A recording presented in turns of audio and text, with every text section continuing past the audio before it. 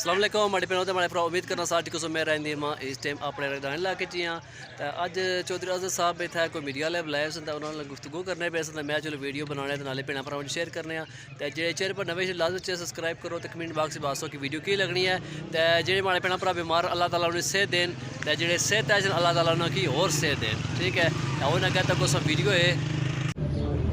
बिस्मिल्लाहिर्रहमानिर्रहीम। सबसे पहले मैं यहाँ पर मौजूद शुरकाए प्रेस कॉन्फ्रेंस हैं बिलमूम और बिलखसूस जो सोशल मीडिया, डिजिटल मीडिया और प्रिंट मीडिया के नुमाइंदगान मौजूद हैं। मैं आप सबका शुक्रिया अदा करता हूँ कि आप अपना कीमती वक्त निकाल कर यहाँ पर तशरीफ़ लाए, मेरी दावत पर यहाँ पर तशरीफ़ लाए। आज की जो प्रेस कॉन्फ्रेंस है इसका बुनियादी मकसद ये है कि चंद हक़ाइक़ हैं जो मैं आपके सामने रखना चाहता हूँ। सबसे पहले ये है कि मैं पाकिस्तान तहरीक इंसाफ का हिस्सा हूँ।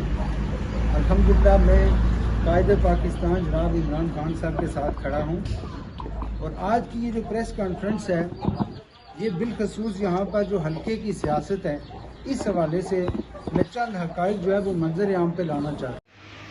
जो तरफा जो है वो मुकदमात का इंदराज होता है, इसके बाद चूँकि ये सियासत के बाद वो ज़ातियात पर उतरा है और ये जो ज़ातियात पर उतरा है ये पहला वाक़या था जो हमारे जलसे से यानी 28 फरवरी के जलसे से 3 दिन पहले हुआ।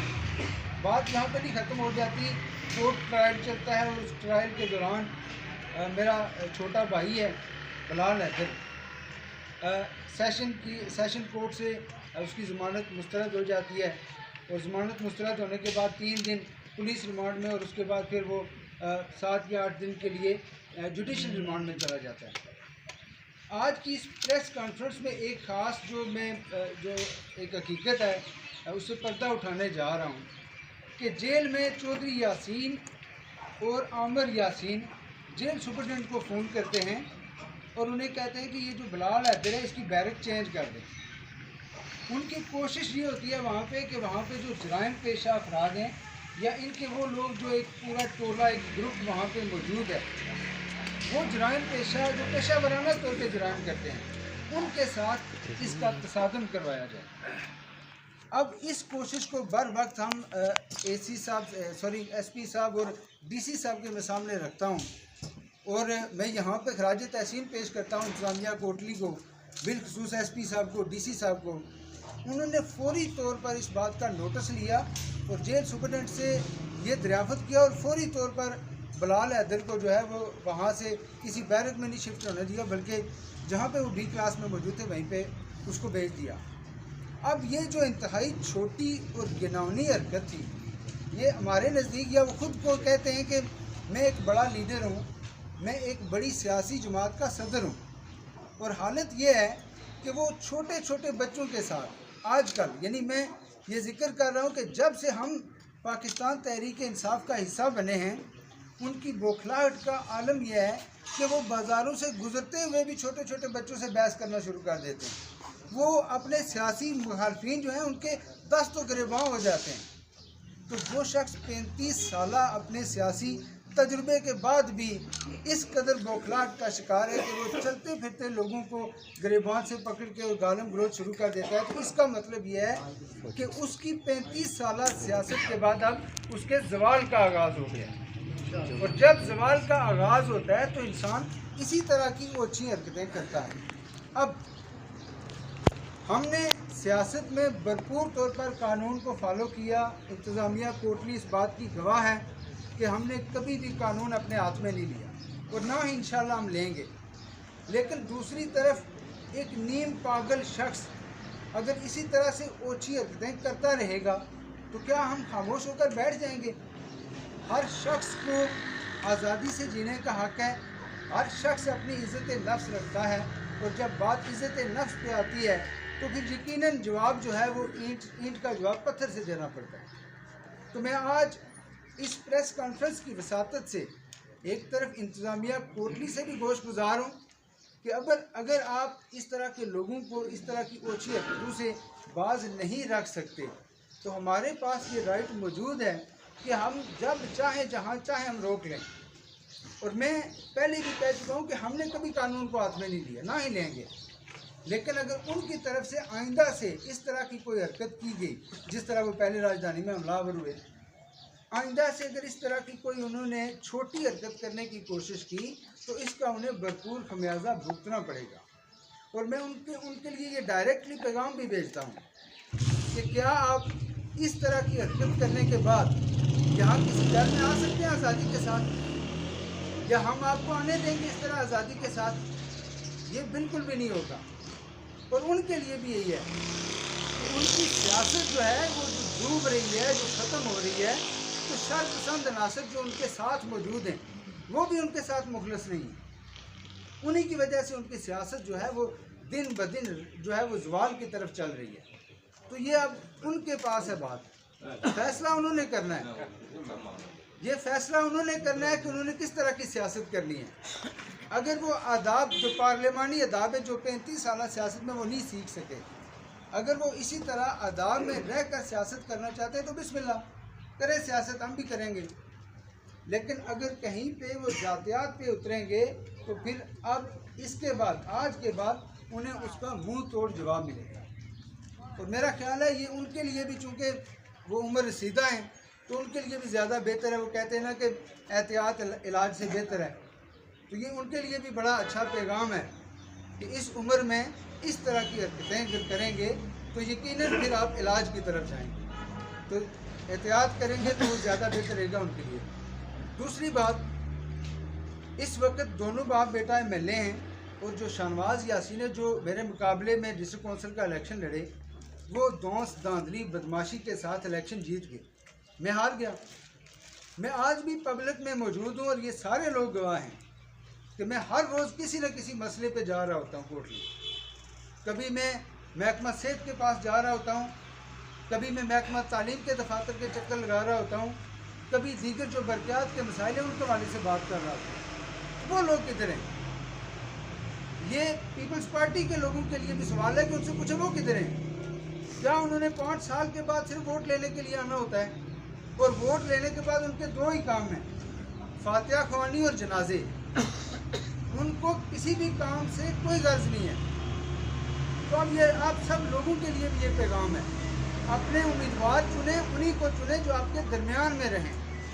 सिर्फ जनाजे पढ़ना या फातिहा पढ़ना ये सियासत नहीं है।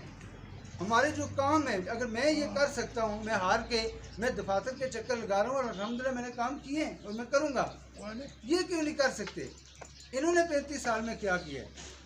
तो मैं मुख्तसरन इसी पे ख़त्म करूँगा कि अगर तो वो अच्छे तरीके से सियासत करेंगे, अच्छे अंदाज से चलेंगे, तो हम भी उसी तरह से करेंगे। हमने भी सुलझे हुए अंदाज से सियासत की है, सब लोग गवाह हैं।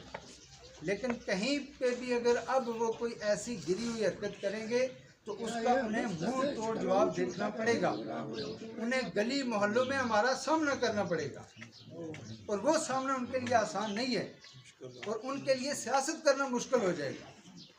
ये मैं बड़े यकीन से कह रहा हूँ, उनके लिए ये बड़ा वाज़ेह पैगाम है कि उनके लिए सियासत करना ही मुश्किल हो जाएगा। तो ये उन पे है, फैसला उन पे छोड़ते हैं वो किस तरह चलते हैं। अगर वो अच्छे तरीके से चलेंगे तो सियासत करेंगे, अगर वो इस तरह की कोई ओछी हरकत करेंगे, कोई गिरी हुई हरकत करेंगे तो उसका उन्हें खमियाजा भुगतना पड़ेगा। मैं आखिर में आप तमाम लोगों का शुक्रिया अदा करता हूँ कि आप यहाँ पे तशरीफ़ लाए। इस बात पे ख़त्म करूँगा कि मुझे अक्सर पैगामात मौसूल होते हैं कि आपकी जो सियासी वाबस्तगी है, तो अल्हम्दुलिल्लाह पहली दफ़ा किसी नज़रियाती जमात के साथ शामिल हुए हैं और इमरान खान का जो नज़रिया है उसी के साथ खड़े हैं और हमारा कायद भी इमरान खान है और हमारी जमात पाकिस्तान तहरीक इंसाफ है, इंशाअल्लाह।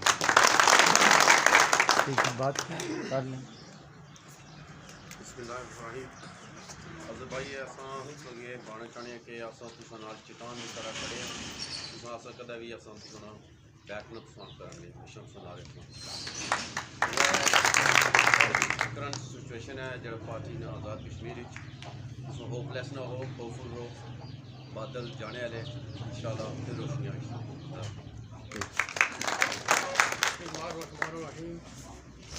अज़र साहब हम आपके साथ चट्टान की तरह खड़े हैं। आप हमारे पार्लिमानी लीडर हैं। आप हमें जो भी इशारा करेंगे, जिस मोड़ पर किसी को रोकने के लिए कहेंगे, जैसे भी हुक्म करेंगे, इंशाअल्लाह ताला हम आपके साथ हैं। और कोई गलत फहमी न रहे। अब आवाम को शऊर आ चुका है। इन्होंने पहले भी सानिया मिर्ची जंड किया है। उनका क्या कसूर था कि उन्होंने सिर्फ एक बार इनके खिलाफ वोट दिए। पिछले 30 साल वो उनको एकतरफा पोलिंग स्टेशन देते रहे। एक बार उनके खिलाफ चले और वहाँ 2 मासूम जानें ज़ाया हुई। आप लोगों को पहले इनके खिलाफ निकलना चाहिए था। देर आए दुरुस्त आए, आप हिम्मत ना हारे। इंशाअल्लाह ताला अब हर नौजवान आज़र साहब आपके साथ खड़ा है।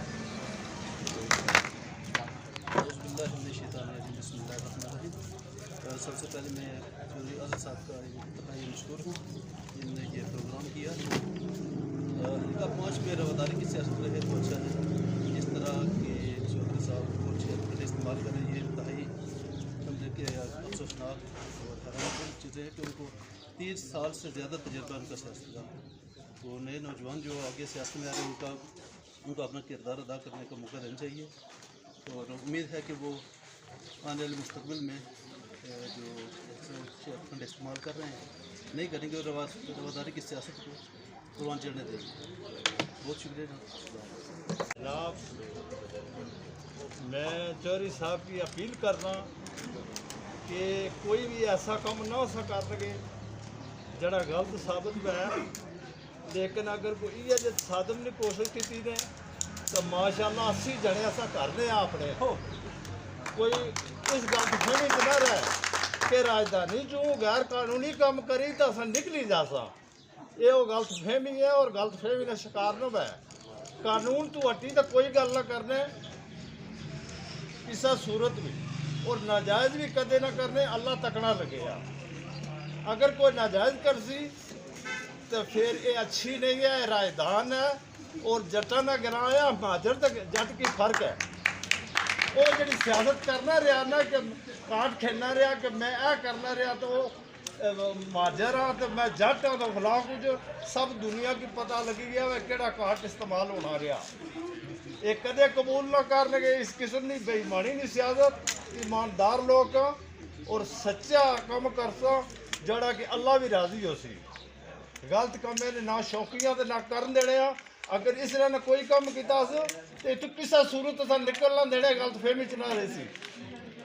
बिल्कुल माशाअल्लाह साढ़े को अक्सरियत है जड़िया नहीं अस घरें ने भरा काफ़ी सारे तो साड़ियाँ औलादी भी जवान है। चौके पर भी माफ़ ना करने गए अगर गलत करी तो कुछ ना गया। तो ये मैं पैगाम देना चाहता चौधरी की।